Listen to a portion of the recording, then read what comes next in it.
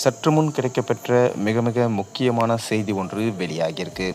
உதயநிதியின் ஆட்டம் முடிந்ததா?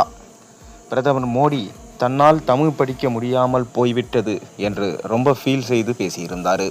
அந்த வேளையில் தமிழ் வளர்ச்சிக்காக கடந்த 10 ஆண்டுகளில் மத்திய அரசு ஒதுக்கிய நிதி வெறும் 150 கோடி. ஆனால் செத்த மொழி சமஸ்கிருத மொழி வளர்ச்சிக்கு 10 ஆண்டுகளில் மத்திய அரசு ஒதுக்கிய நிதி 2400 கோடி. இதுதான் பிரதமர் மோடியின் தமிழ் பாச நாடகம் என்று தமிழ்நாடு துணை முதல்வர் உதயநிதி ஸ்டாலின் பேசியிருப்பது பெரும் சர்ச்சையை கிளப்பியிருக்கு. சென்னையில் நேற்று புத்தக வெளியீட்டு விழா ஒன்று நடைபெற்றது.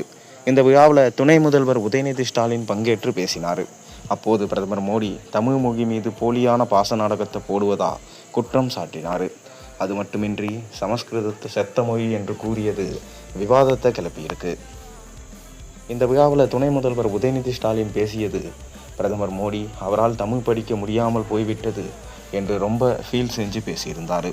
ஒரு பக்கம் தமிழ் மீது அக்கறை இருப்பது போல இருக்கும் நீங்கள், இன்னொரு பக்கம் நம் பிள்ளைகள் தமிழ் படிக்கக்கூடாது என்று இந்தி சமஸ்கிருதத்தை திணிக்க முயற்சி செய்கிறீர்களே, இது எந்த வகையில் நியாயம்? தமிழ்நாடு மும்மொழி கொள்கையை ஏற்றுக்கொண்டாதான் தமிழ்நாட்டுக்கான நிதி பகிர்வு 2500 கோடியை தருவதா சொன்னீர்களே, இது எந்த விதத்தில் நியாயம்? தமிழ் படிக்காமல் போய்விட்டேன் என்று கவலைப்படும் நீங்கள் தமிழின் வளர்ச்சிக்காக கடந்த 10 ஆண்டுகளில் என்ன செய்துள்ளீர்கள்? தமிழ் வளர்ச்சிக்காக கடந்த 10 ஆண்டுகளில் மத்திய அரசு ஒதுக்கிய நிதி வெறும் 150 கோடி.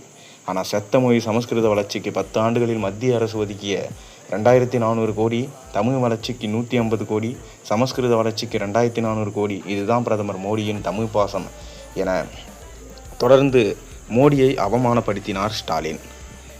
இதனால் ஆவேசப்பட்ட மத்திய அரசு, உதயநிதி மட்டும் என்ன, அவர் நியாயமானவரா? தமிழ் என பேசி கொண்டிருக்கும் அவர் வெளிநாட்டில்தான் படித்தார்.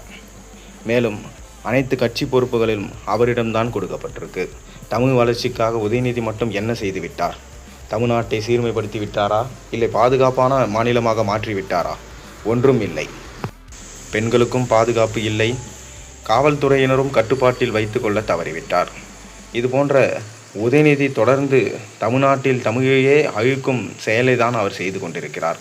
ஆனால் எங்களை குற்றம் சாட்டுவது கண்டிப்பாக உதயநிதியின் ஆட்டம் 2025 முடியப் போகிறது என பிரதமர் மோடியும் காட்டமாக அவரது விஷயத்தை சொல்லியிருந்தார்.